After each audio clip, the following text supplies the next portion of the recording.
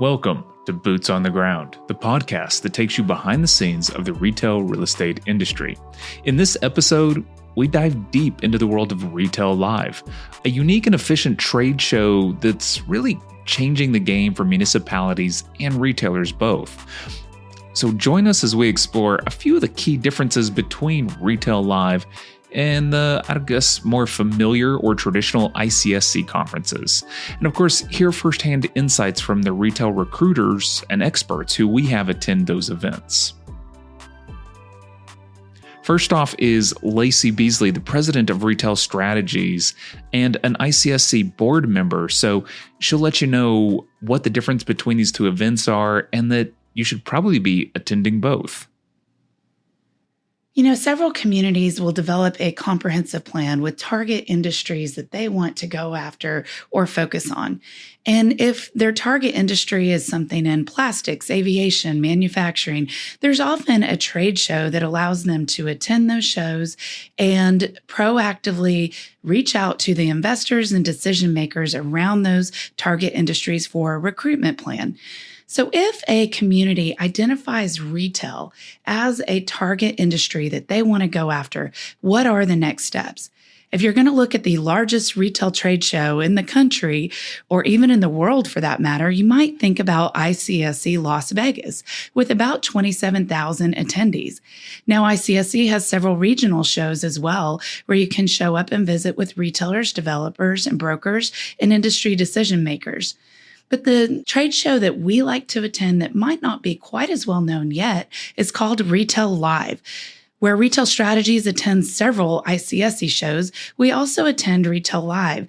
And there's a very different approach to RetailLive that is extremely efficient, and it really works for municipalities. We've seen more and more municipalities attend the RetailLive show, and we're pleased to attend those as well. Let me tell you a little bit of a difference between ICSC and RetailLive. ICSC is going to incorporate a lot of education, and oftentimes you need to set up the meetings at an ICSC show in advance of that attendance. Those shows will last either 1.5 to 2.5 days typically. There's a lot of prep work that goes into it. Now, the RetailLive shows are very efficient. They're going to be about 4 to 5 hours in the afternoon with a networking event.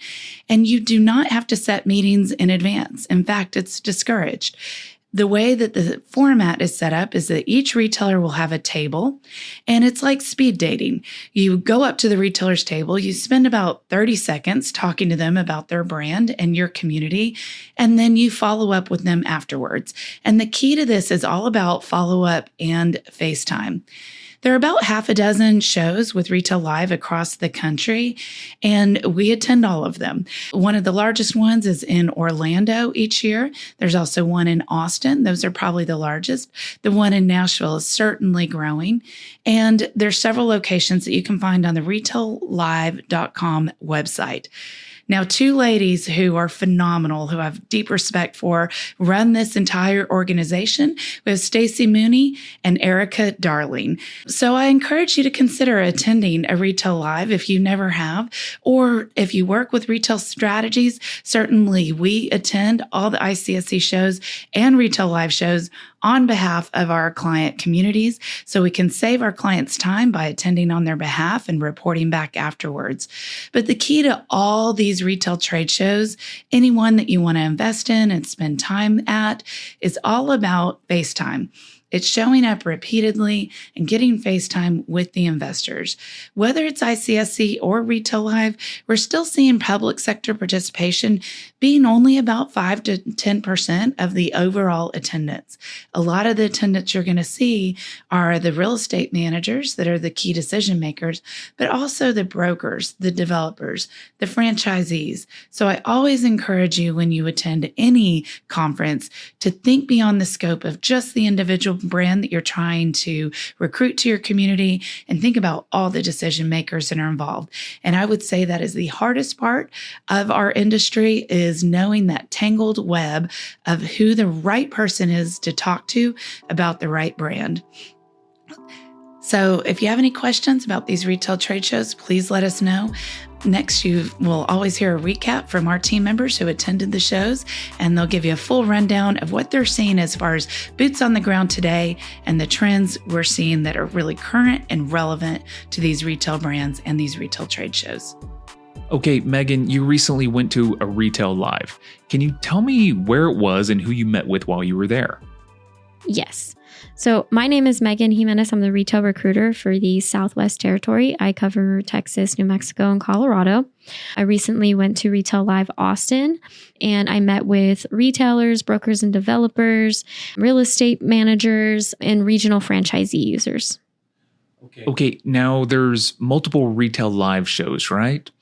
So why is it that you went to this one in Austin? It's regionally based, and a lot of their attendees are covering my areas, and they oftentimes will bring their franchisee users, which makes it very easy for us to get in front of them, talk to them about what markets they need to be looking at, and keep that in front of them. All right. So what other kind of updates do you get from talking to people at RetailLive? Primarily updates on moving trends and what they're following, whether that be sandwich users are on the rise, entertainment users are trying to break into the market again. And that's really important. And we also report back to our clients who are attending for the first time, who have never been to a show like RetailLive, which is like speed dating. It is not like an ICSC show. It is more so very quick, very time efficient. We are going in and getting the information we need and giving the information to these franchisees, these retailers, so that way we can all be on the same page. Do you hear chatter? I mean, what people are interested in, sort of like new trends or something to look for? And does that help you with things like site placement in the future? Yes. So there is a lot of talk about trends and what they're following. Since the show is very regionally based, it does help to see what they're doing in the state of Texas, the state of New Mexico, the state of Colorado. It helps us to track exactly what is fitting into their decision making.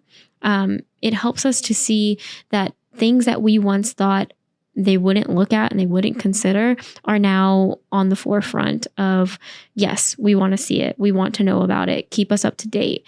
Let us know what's going on in the market. Rural communities are very much on their radar.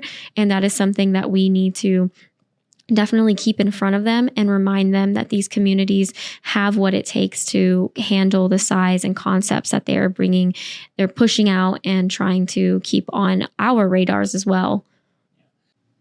All right. Well, there are these variations that are happening in some of the concepts. So now they want more drive-throughs, or perhaps they're splitting up a big box instead of wanting the whole thing. Have you bumped into concepts that you find exciting? Maybe something you like that you might be able to tell us about, and what kind of site that kind of concept might fit into? Yes. So one that comes to mind is Good Neighbor and Meet Me Outside. They're a very unique type of space where they're not only a coffee shop, but they're also a workspace where they will look at rural markets, they will look at white box, they will look at developable land, and they can reconfigure and build to suit exactly what they're looking for. It doesn't necessarily have to be a newer build. They will look at a older building that needs work, needs help, just to put it in the heart of the community and make it a area and a safer place for the community to feel like it's at home for them, and not so much of a, I guess, franchised location. It's going to feel very homely and unique to their market. Kilman's was a new one. I think I maybe have heard of them before, but I'm not too confident. They were like a little chocolate ice cream shop user, and they were basically looked at our entire market list and was very impressed and wanted to see more of that because they fit the demographic that they are looking for. And it's a cute idea for a lot of these markets to get onto. A lot of these areas, dessert shop users, they're looking to break into areas and backfill spaces, develop spaces. So that one was one that I was intrigued to learn more about.